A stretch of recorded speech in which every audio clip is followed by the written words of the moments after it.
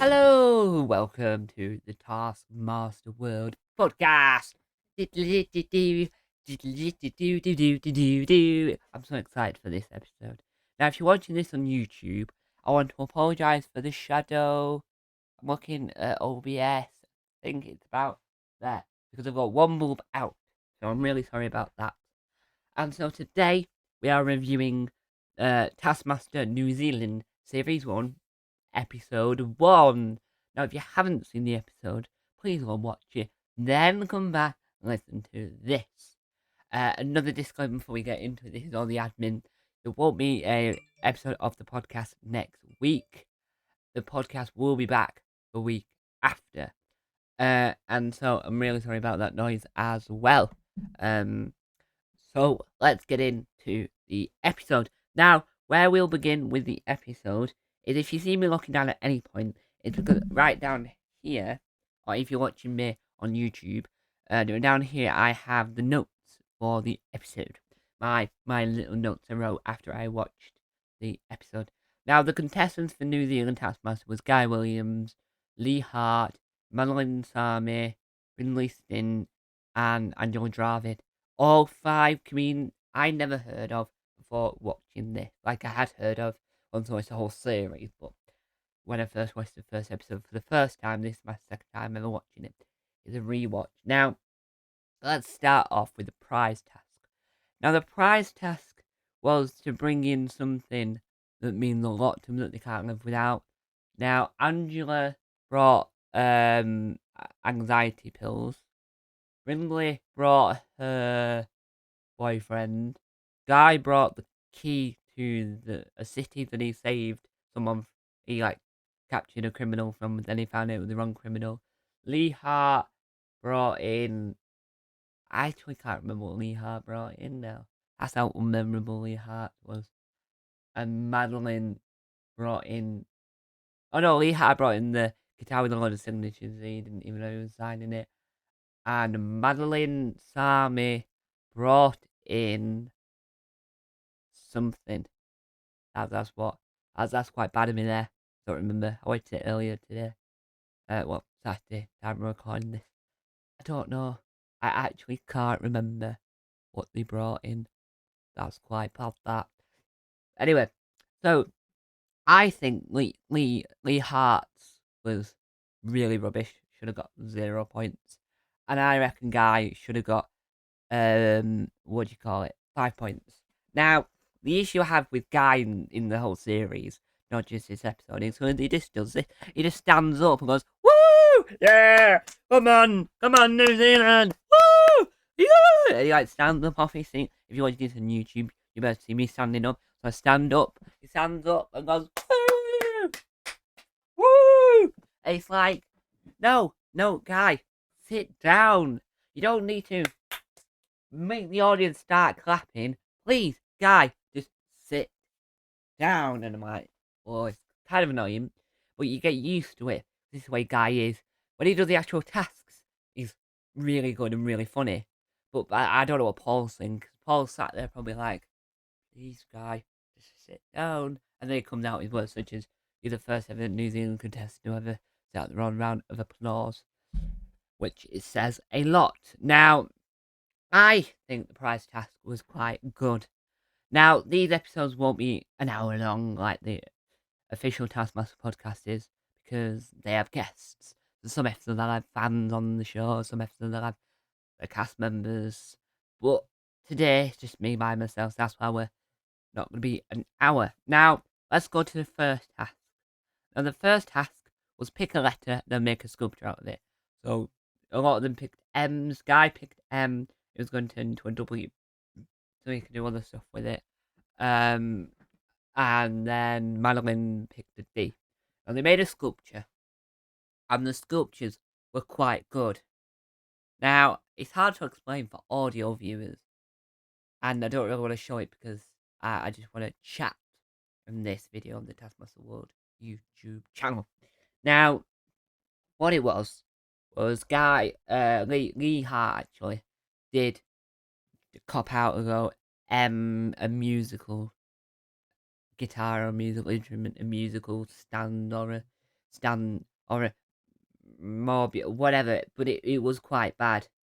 So Lee Hart had the best in the end. I just think when you look at them with a little frame around them, I think Lee had the best one.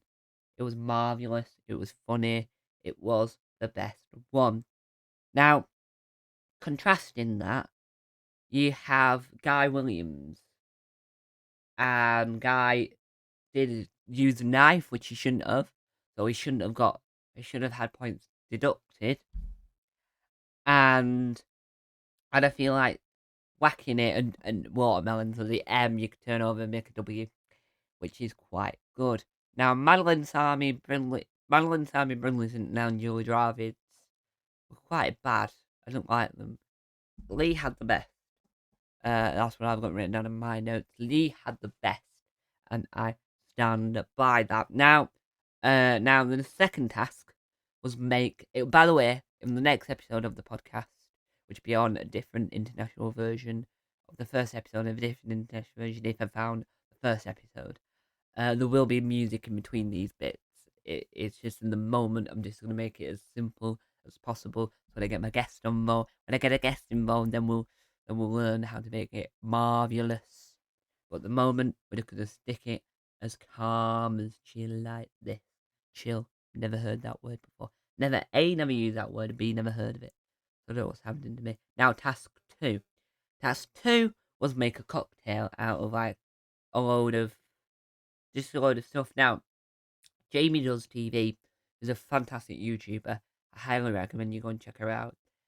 She said that apparently between Avalon got a contract with themselves because Avalon do New Zealand version and the UK version, and what they've done is they've said, look, when I choose any of the UK tasks, we have to use our own homemade grown tasks.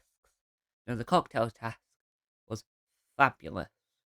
Guy had a good, but I mean, Angela Dravid's cocktail was quite good, but Brimley's didn't had a lot of items that weren't drinkable.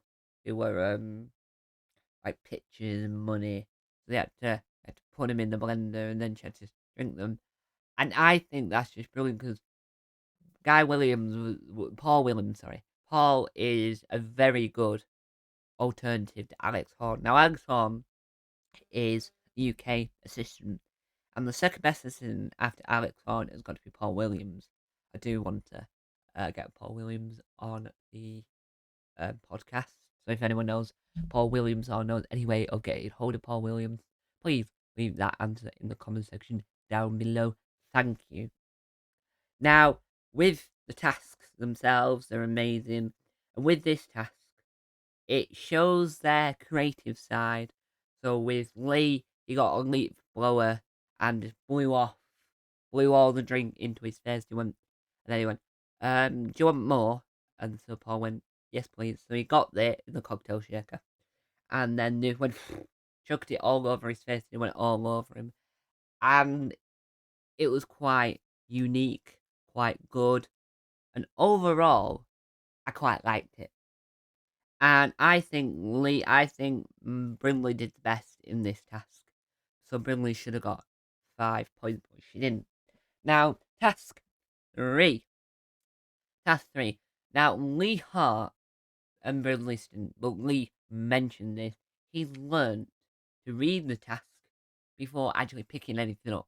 So in this task, the first thing you picked up, you had to get like the breads were the batons, and the other veg fruits were all the objects you have to bat to see how further you can get it. Now, Brindley picked up a watermelon and some bread. Not watermelon, pineapple and bread. And Lee picked up, when she picked up bread, she picked up, like, proper, like, soft, always just pick up loaf of bread, not a slice of bread. Whereas Lee Hart only picked up a slice of bread and a a grape. So they're at a ranch where in the UK we've got a house. Finland, they have a mansion, and in New Zealand they've got a ranch. Now on the ranch, there's always a shed. In every version of Taskmaster, no matter where around the world, there's always a shed. Now with this task, the shed was key because Lee Hart went to the shed, got out a badminton racket, put the bread on the badminton racket, and then used it to whack the grape. That's it, the grape onto, like bat on the grape to the other side to get the longest, and he couldn't find the grape, so he found some poo instead and picked that up. I mean, picking up that's disgusting. I just like to clarify that is disgusting. I don't know. They found the grape at the end, and he used a tape measure, and it's quite funny. Now, Guy Williams did the best in the task. Lee Hart was the most creative in the task. Brinley didn't just. She just really regretted what she did. She picked up the stuff up and read the test and thought, oh no. And then she's like, nope, I don't even care now. So just let the bread explode and the pineapple just not go that far. And overall, that was a good task. But I do, as I said before, for the cocktail task. Now we come to the live task. Now the live task was quite interesting. Now, the live task was trying to fill a suitcase to make the heaviest. And the use objects like a sledgehammer, hammer, brick, kitchen sink. Now, if you've ever seen a suitcase, if you watch this on YouTube, you'll be able to see my hands make the shape of a suitcase now. But if you listen to this on Spotify or Apple Podcasts, I'm just explaining that I'm showing you all a suitcase. You all know what a pink suitcase looks like. You take away with you on holiday. Come on, kids, we're going on holiday. La la la la la. Like you do. Like obviously, families have the big suitcases because I don't know why, but they do. La la la la la with a big suitcase. You have to unzip it, and then open it out, and then there you got your items. Now, kitchen sink doesn't fit. They've all Angela Dravid found out. Angela Dravid found out. Sorry if I'm speaking incredibly fast. I don't mean to speak fast, and why am I clapping? I don't know. But it was quite nice. Now the task in a whole was a fantastic task. And Angela Dravid won the task, which is just a round of applause, Angela Dravid. If you're listening to this or watching this, please clap along. Woohoo! Well done, Angela. Well done, Angela. So Angela Dravid got the 5 points. Now, coming down to the end of the episode here, Bryn Liston won the whole episode, so she won a boyfriend again, because she didn't want to lose him, which is quite sweet.